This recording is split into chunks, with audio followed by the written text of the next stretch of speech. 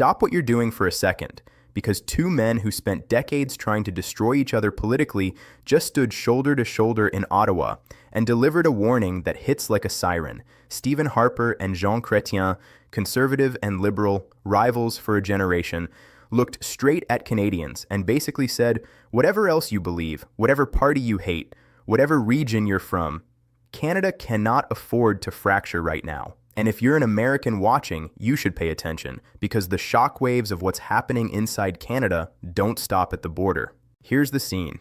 The Royal Canadian Geographical Society in Ottawa, a formal event, polite crowd.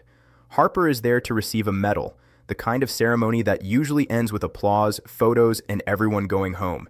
Instead, it turns into something far heavier, because the conversation shifts from history to survival. And that's when Jean Chrétien drops a line so blunt it feels almost unreal coming from a former Prime Minister of Canada. He tells the room calmly, like he's stating a weather report, that we are witnessing the beginning of the end of the American empire. Not a rough patch, not a temporary decline. The end of an era. Now, you might think, okay, Chrétien is the elder statesman. He can say provocative things. He's always had that sharp tongue. But then Stephen Harper backs the warning in his own way. He doesn't repeat the exact words, but he makes the same point from the other side of the political universe. Canada needs to prepare for a world where the United States is no longer the predictable, reliable partner it once was.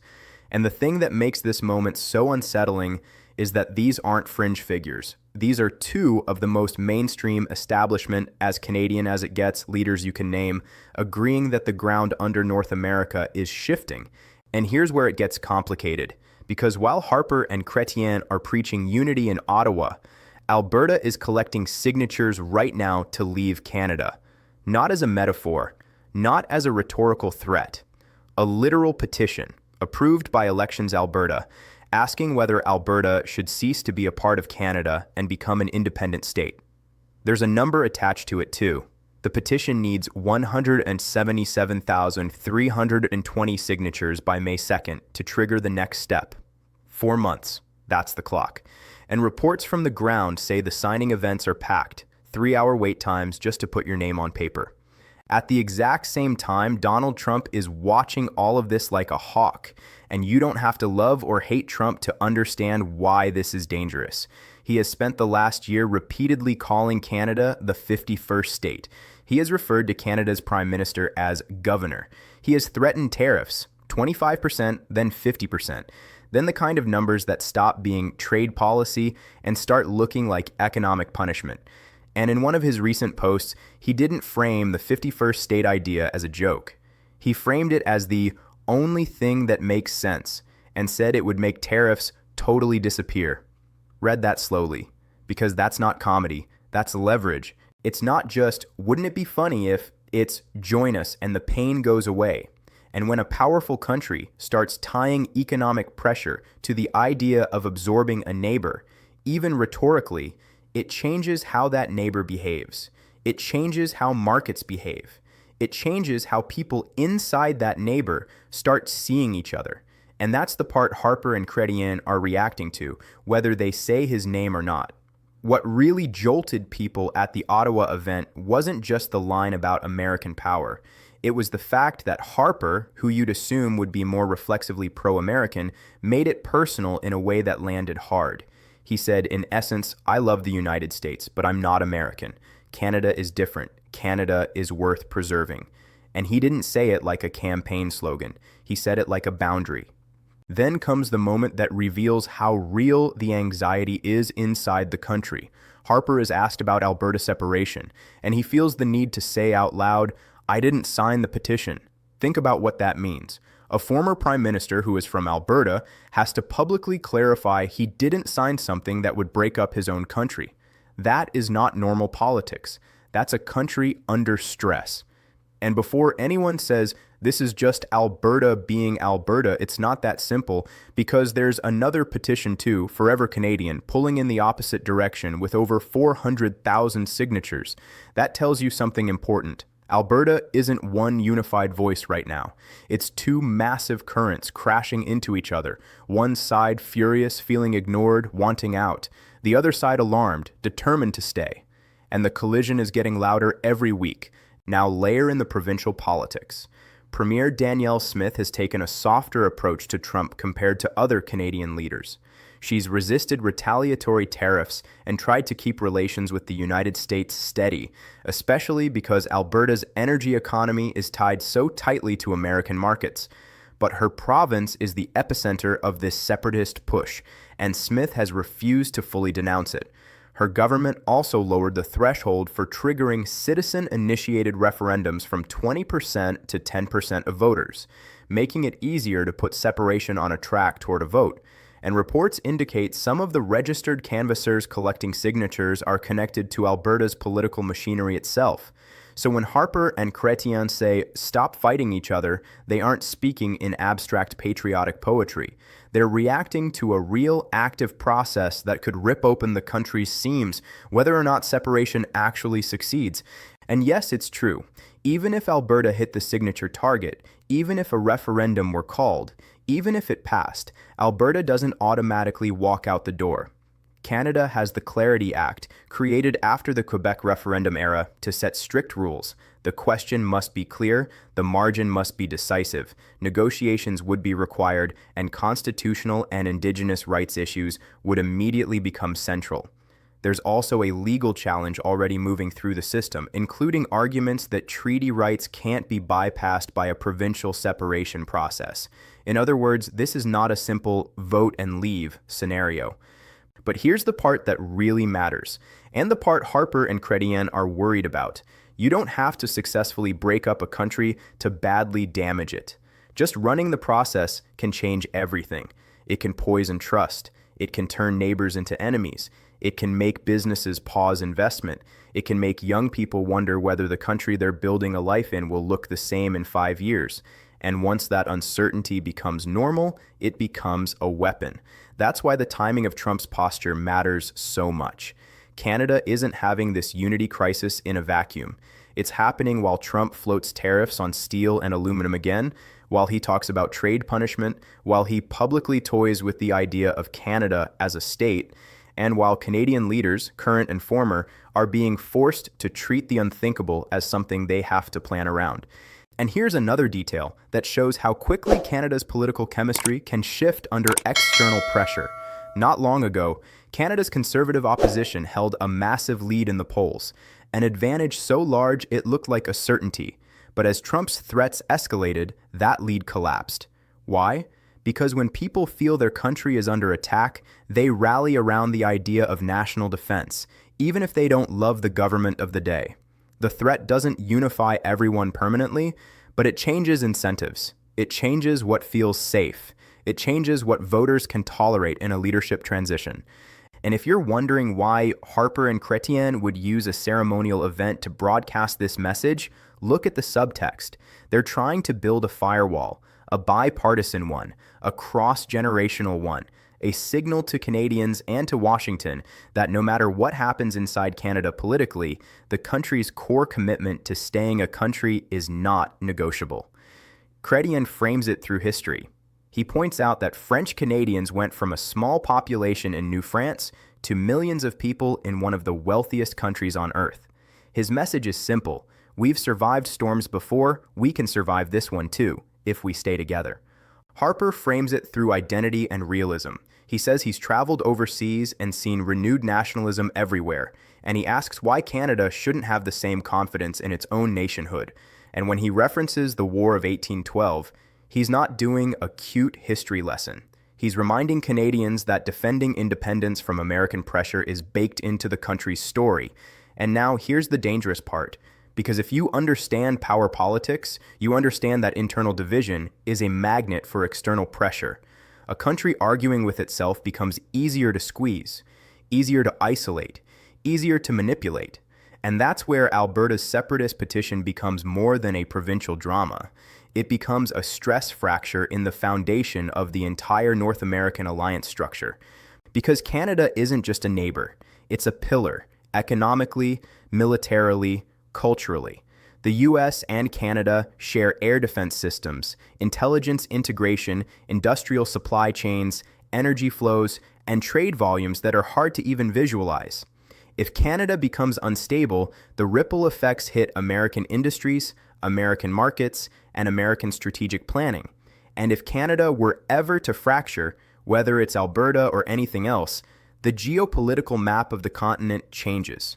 Which brings us back to what Harper said at the portrait unveiling, in words that didn't sound like politics at all. He said Canada must be willing to make any sacrifice necessary to preserve independence and unity. Any sacrifice. That phrase is heavy on purpose. It invites one question that hangs in the air. What pain are Canadians willing to take? Tariffs, economic disruption, political compromise, to keep the country whole? Because the truth is, the next months are going to test Canada's nerves.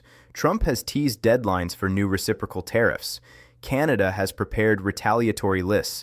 Both economies are deeply intertwined, meaning escalation doesn't just hurt the other side. It hits workers, prices, and investment on both sides of the border. And inside Canada, separatist logic feeds on economic pain. Some Alberta separatists argue bluntly that if Canada is headed into a trade war with the United States, Alberta would be better off going alone and negotiating separately. That argument ignores geography, ignores treaties, ignores constitutional reality, but in politics, logic doesn't always win. Emotion does, and anger is powerful fuel. So the real warning from Harper and Chrétien isn't be nicer to each other. It's this. In a world where the old order is cracking, Canada's biggest vulnerability is fragmentation. External forces can apply pressure, but internal division is what turns pressure into collapse. If you're watching from the United States, here's the uncomfortable takeaway. When America treats alliances as transactional, it doesn't just produce resentment, it produces contingency planning. It produces nationalism in places that used to feel secure. It produces defensive unity among people who normally hate each other. And sometimes, especially in regions already simmering, it produces breakup movements that suddenly feel less like fantasy and more like an option on the table. That's why this moment in Ottawa matters. Harper and Chrétien aren't doing nostalgia. They're doing damage control. They're trying to stitch the national fabric before the next round of pressure hits. And the next round is coming fast because the petition deadline in Alberta is real. The signature target is real. The political temptation to use separation as leverage is real. The legal battles over Indigenous treaty rights are real. The trade threats are real. The rhetoric about the 51st state is real. And the longer all of this sits in the air, the more it stops feeling like a joke and starts feeling like a future people have to prepare for. So here's the question that matters now. More than any speech, more than any ceremony, more than any medal or portrait. When the stress spikes again, will Canada tighten into unity or split into camps and regions that can't agree on what Canada even means? Because that decision won't just shape Canada, it will shape North America. And if you want to understand where this goes next, keep your eyes on two clocks, the May 2nd petition deadline in Alberta and the next wave of tariff threats out of Washington. Those two timelines could collide. And when they do, we'll find out whether Harper and Chrétien's message landed in time. Now I want to hear what you think. Is this unity moment a turning point, proof Canada can hold the line? Or is it a warning flare that came too late in a country already being pulled apart from the inside? Drop your take in the comments because the people living this on both sides of the border see things differently, and that perspective matters more than ever. And here's what's haunting about all of this. When countries fracture, it rarely happens in one dramatic moment. It happens through a series of smaller moments that people dismiss at first. A petition that seems symbolic, a trade threat that seems negotiable, a comment that sounds like trolling, a ceremony that unexpectedly turns into a warning. And then one day, everyone looks around and realizes the ground shifted while they were arguing about whether it could. That's why Harper and Chrétien showing up together isn't just political theater. It's a signal that the people who've seen the machinery of the state up close believe the machinery is under strain. That the safety assumptions Canada lived with for decades, about the United States, about stability, about how disputes get resolved, are no longer safe assumptions. Chrétien's line about the end of the American empire wasn't just a jab, it was an observation about unpredictability. And Harper's insistence that Canada is worth preserving wasn't anti-American. It was a reminder that identity matters most when pressure rises. But the real battleground isn't Ottawa ballrooms or portrait halls. It's Alberta community centers where people wait hours to sign a petition. It's union towns where workers are anxious about tariffs. It's boardrooms where executives pause investment because uncertainty is contagious. It's dinner tables where families argue about whether the country still feels like a shared project. And it's Washington, where every sign of division can be interpreted as an opening. Because, make no mistake, if Canada looks fractured, it becomes easier to pressure. If Canada looks united, it becomes harder to bend. That's why unity is not just a slogan right now. It's leverage. It's protection. It's the difference between being a partner and being a target. So what happens next? If Alberta's petition fails to hit the number by May 2nd, this movement doesn't disappear, but it loses momentum. It becomes a warning shot, not a referendum track. The country exhales for a moment. Ottawa gains room to negotiate. The temperature drops. If the petition succeeds, everything intensifies. Not because Alberta instantly becomes independent, but because the question becomes official. It becomes a live political file. And once that happens, every trade threat, every tariff spike, every insult from Washington hits harder because it lands on a country actively debating whether it can stay whole. And that's when the choices get brutal. Does the federal government make concessions to Alberta to keep the country together? Does it refuse and risk inflaming anger? Does it negotiate hard with Washington and risk economic pain, or soften and risk looking weak? Every option has costs. Every option creates backlash somewhere. That's what Harper meant by sacrifice. He wasn't threatening anything. He was warning Canadians that comfort might not be available in this moment. That unity may require choices nobody likes. And here's the part that keeps sticking in my mind. Canadians have always had a quiet confidence about their country. This belief that whatever happens, they're stable, reasonable, protected by geography and good sense and a friendly neighbor. But this moment is different. The friendly neighbor isn't acting friendly. The global order isn't acting stable. And internal divisions aren't staying quiet. So whether you're Canadian or American, you're watching the same truth unfold. Alliances are only as strong as the trust inside them. And trust, once cracked, is hard to repair. If this story matters to you, don't just scroll past it. Share it. Talk about it. Because the more people treat this like entertainment, the easier it is for the real consequences to sneak up on everyone. And leave your comment seriously. If you're in Alberta, how does this feel on the ground?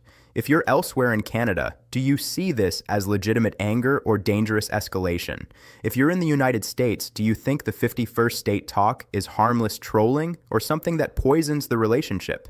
Because one thing is clear after watching Harper and Chrétien together.